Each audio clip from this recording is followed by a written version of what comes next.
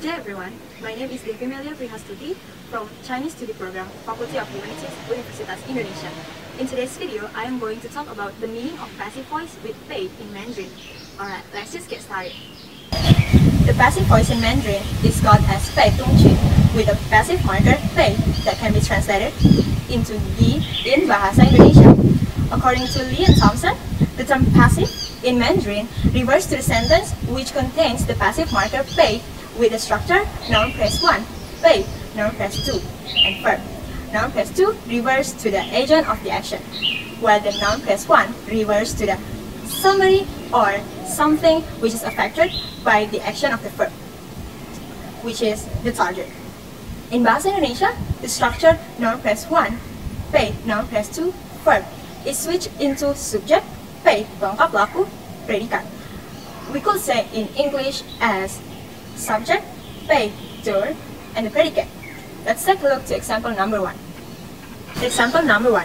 她被姐姐骂了 means she has been got angry by the elder sister. On example 1, 姐姐 or the elder sister is somebody who gets angry to 她 or she. This indicates that 她 or she is the target of the action 骂 or get angry, and 姐姐 or elder sister is the agent of the action. The target 她 or she gets the effect of the action 骂 or get angry by having a bad feeling for it. In learning Mandarin as a second or foreign language, the mistakes in making and understanding the passive voice in Mandarin frequently occur. We can take a look to the examples below. Example number 2. 从她御用的那天起，从来没有打算错过一笔账 means since the day she has been employed, she never planned to not pay the bill. The example 2 consists of 2 clauses, and the mistake occurs in the first clause by omitting the pay. Thus, the correct sentence is supposed to be 从她被御用的那天起，从来没有打算错过一笔账. The passive marker pay is used to express or to indicate the unpleasant meaning. That means she is employed by purpose. She is the target of the action. This situation indicates that she is being controlled by somebody who employs her. How about the example number 3? Let's take a look at this. 这本小说被我母亲写了 This novel has been written by my mother. The mistake in example 3 occurs by adding the pay. We shouldn't add the pay because the sentence doesn't indicate the unpleasant meaning and situation. However, the sentence only informs us that the one who writes the novel is my mother. According to Lee and Thompson, the example 3 is supposed to use the structure 是什么什么的, thus becoming 这本小说是我母亲写的 My mother wrote the novel.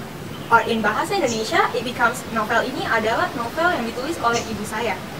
This proves that not all the passive voice or kalimat pasif in Bahasa Indonesia is suitable to be the passive voice in Mandarin. The mistakes in example 2 and 3 occur with the scope of syntax and semantic. In the scope of syntax, the mistake is the incorrect use of bèi, while in the scope of semantic, is the lack of understanding about the meaning of passive voice in Mandarin. The nature of action in certain situations impacts the meaning of sentences, as well as determine if the bèi needs to use. Based on the explanations above, the research problems that need to be solved are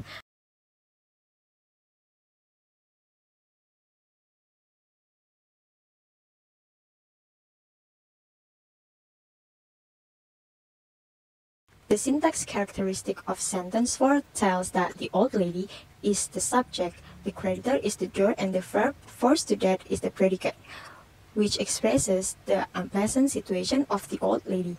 On the semantic rules, the creditor is the agent of the action forced to death that has been done to the old lady as the target.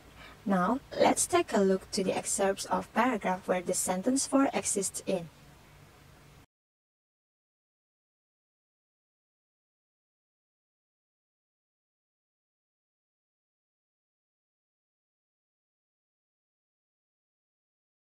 Based on the syntax characteristic, the verb suppress occurs to the old man and the elder brother. That is, the old man and the elder brother becomes the subject, and the verb suppress is the predicate. The one which does the verb suppress is my courage and righteousness, thus becoming the door. On the semantic roles, the old man and the elder brother is the target of the action which is done by my courage and righteousness as the agent. Let's see the excerpt paragraph with the sentence 5 inside to figure out the meaning.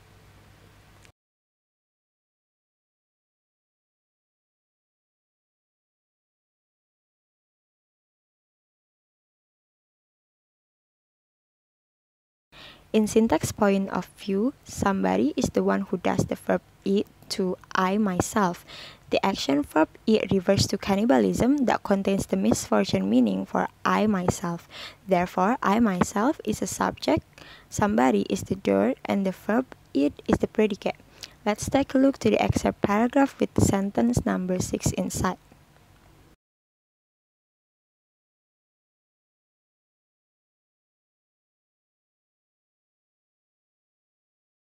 On the syntax analysis, the verb felt scared talks about what happened to himself.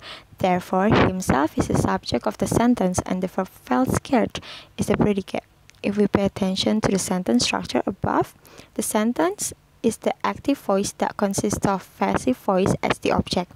The object consists of action verb eat as the predicate, which is done by other as the door, to himself as the subject. On the semantic roles, himself is the target and other is the agent of the action eat. Sentence 7 takes place in the excerpt paragraph.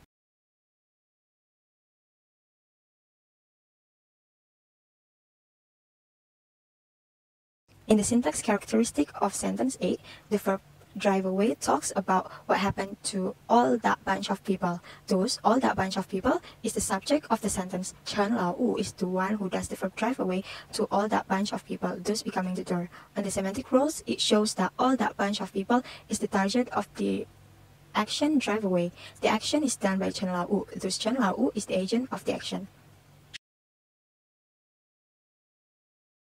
On the syntax analysis of sentence number 9, the verb eat shows what happened to little sister. Thus, little sister is the subject and the verb eat is the predicate.